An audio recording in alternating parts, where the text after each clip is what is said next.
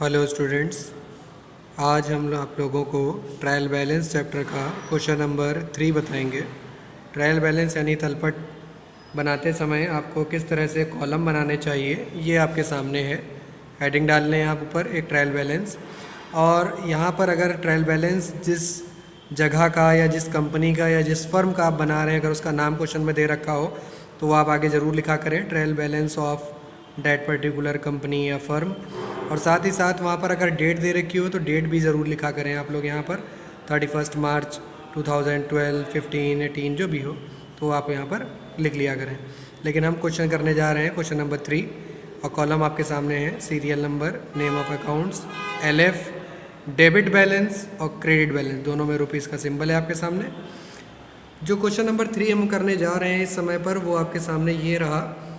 इस क्वेश्चन में ना तो ये बताया गया है कि ट्रायल बैलेंस किस व्यक्ति का या फर्म का है, तो इसलिए हमने यहाँ पर ट्रायल बैलेंस में कोई नाम नहीं लिखा और ना ही डेट लिखी, क्योंकि क्वेश्चन में डेट दे नहीं दे रखी है। इसके बाद आप देखेंगे तो नेम ऑफ अकाउंट्स में 3 नाम यहाँ सिर्फ दे रखे हैं और तीनों के सामने एक एक अमाउंट दे रखा है, और उसके बाद बाकी के जो नाम हैं रिमेनिंग नेम्स आपको यहाँ पर मिलेंगे।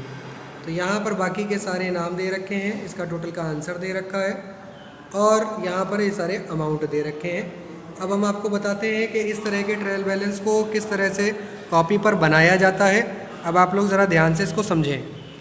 अब आप यहाँ देखें बेटा, हमने इन कॉलम में सारे नाम लिख लिए हैं, फर्स्ट से लेकर 13 तक जो भी नाम आपकी बुक में दे रखे थे सारे नेम ऑफ अकाउंट्स हमने यहाँ लिख लिए। अब हमको हर एक नाम के सामने एक अमाउंट लिखना है और बस ये पहचानना है कि वो अमाउंट हमें डेबिट में लिखना है या क्रेडिट में लिखना है, क्योंकि अमाउंट सिर्फ एक साइड ही आप लिख सकते हैं, या डेबिट में लिख सकते हैं या फिर क्रेडिट में लिख सकते हैं। ठीक है, नाम के अकॉर्डिंग देखेंगे। सबसे पहले नाम क्या है? कैपिटल। कैपिटल का अमाउंट कितना है? 94,000। अब आपको ये पहचानना है कैपिटल क्या होता है, इसका नेचर क्या है। कैपिटल एक प्रकार की लायबिलिटी होती है जो बैलेंस शीट में लायबिलिटी साइड लिखी जाती है, और जितनी भी लायबिलिटीज़ होती हैं हमेशा आपको याद रखना है कि वो क्रेडिट होती हैं। लायबिलिटीज़ क्रेडिट होती हैं, तो 94,000 रुपीज़ का ये जो कैपिटल है ये क्रेडिट में जाएगा। ये सब बातें आपको थोड़ा सा याद करनी होंगी। दूसरा है रिजर्व फंड, जिसको संचय कोष कहते हैं हिंदी में। इसका अमाउंट है 20,000, और ये भी सेम कैपिटल की ही तरह ये भी लायबिलिटी होती है, इसलिए ये अमाउंट भी आपको क्रेडिट में ही लिखना होगा, क्योंकि सारी लायबिलिटी क्रेडिट होती हैं। तीसरा नाम है यहाँ पर सेल्स का, विक्रय, 1 लाख रुपए। सेल्स जो है ये लायबिलिटी नहीं होती, यहाँ पर बात आती है इनकम और एक्सपेंडिचर की। सेल्स करने से हमको इनकम मिलती है और सेल्स का नेचर हमेशा क्रेडिट का होता है। जिस प्रकार परचेज का नेचर हमेशा डेबिट का होता है, उसी प्रकार सेल्स का नेचर हमेशा क्रेडिट का होता है। और सेल्स का अमाउंट 1 लाख रुपीज़ दे रखा है, तो सेल के 1 लाख रुपीज़, 1 लाख रुपए पूरे क्रेडिट में लिख दिए जाएंगे। तो इसके बाद अब आप यहाँ देखेंगे तो नेक्स्ट यहाँ पर है परचेज रिटर्न, जिसका अमाउंट है 1000। तो परचेज रिटर्न का अमाउंट आपको यहाँ भरना है। अब यहाँ पर आपको ये ध्यान रखना है कि परचेज डेबिट होता है और परचेज रिटर्न उसका अपोजिट होता है, यानी क्रेडिट होता है।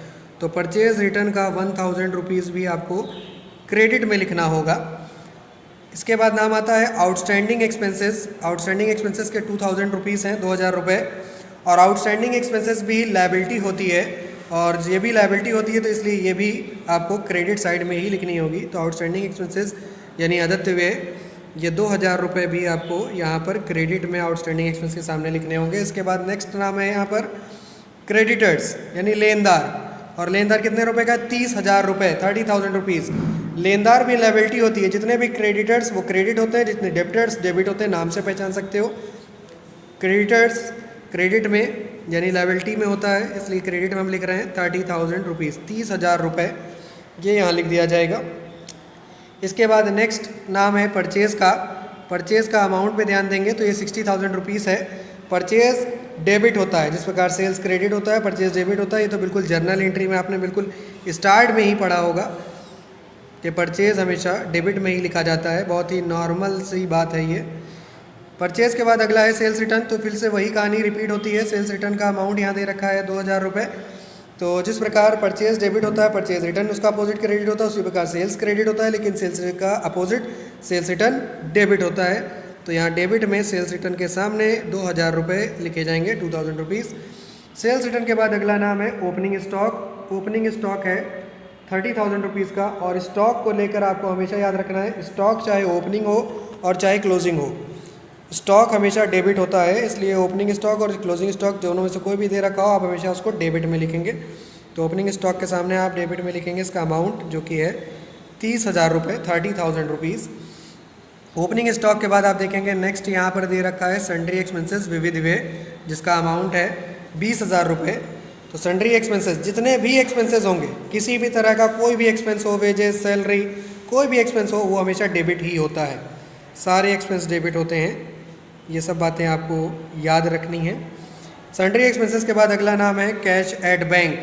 कैश एट बैंक, जिसका अमाउंट है 5,000 रुपीज़। और कैश एट बैंक एक प्रकार का एसेट्स होता है, जिसको आप बैलेंस शीट में एसेट साइड लिखते हैं। जितने भी एसेट्स होते हैं वो सब डेबिट होते हैं। तो कैश एट बैंक का अमाउंट आपको यहाँ पर डेबिट में लिखना होगा। तो डेबिट में यहाँ पर आएगा 5,000 रुपये। नेक्स्ट है यहाँ पर फिक्स एसेट्स, ये भी एक प्रकार के एसेट्स हैं। और सन्ड्री डेप्टर्स, ये भी एसेट है, डेप्टर्स है, डेबिट है, ये दोनों भी डेबिट में ही जाएंगे। अमाउंट हम आपको देख के बता दे रहे हैं। असेट्स में सन्ड्री फिक्स एसेट्स है 50,000 रुपये का, और डेप्टर्स है 80,000 रुपये का। तो दोनों यहाँ पर हम लोग लिख लेते हैं, 50,000 रुपये और 80,000, यानी 80,000 रुपीज़। अब ये सारे नाम हो गए, अब हम लोग इसको ऐड करें। अब आप यहाँ देखेंगे, जब हमने सारे नाम यहाँ लिख लिए, अब इसको हम टोटल कर रहे हैं। हमने यहाँ पर लाइन इस तरह से कंप्लीट कर लिया है आपके सामने। यहाँ सिंगल लाइन खींच लिया है, नीचे डबल लाइन खींच दिया है, और ये पूरा कंप्लीट हो चुका है। अब इसको टोटल करेंगे तो डेबिट का टोटल और क्रेडिट का टोटल अलग अलग करेंगे। तो डेबिट का भी टोटल आ रहा है 2,47,000 रुपीज़, और क्रेडिट का टोटल भी सेम आ रहा है 2,47,000, 2,47,000 रुपये दोनों तरफ बराबर आ रहा है।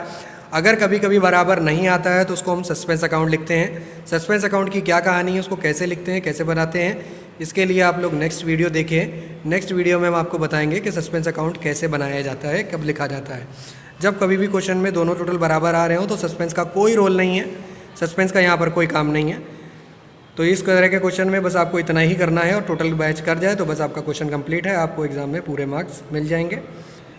आई होप कि आप लोगों को इस वीडियो से कुछ ट्रायल बैलेंस के बारे में इन्फॉर्मेशन मिली होगी और आप इस वीडियो को पसंद करेंगे। अगर इस वीडियो में से आपको कोई भी हेल्प हुई हो तो वीडियो को लाइक करें, और अगर आपने अभी तक चैनल को सब्सक्राइब नहीं किया तो चैनल को सब्सक्राइब जरूर कर लें। साथ साथ आप लोग बेल आइकन को ज़रूर प्रेस करें, ताकि नेक्स्ट वीडियो अपलोड होने के साथ ही आपके पास एक नोटिफिकेशन ज़रूर पहुँच जाए। और भी लोगों तक इस वीडियो को पहुँचाने के लिए शेयर करते रहें। Thank you.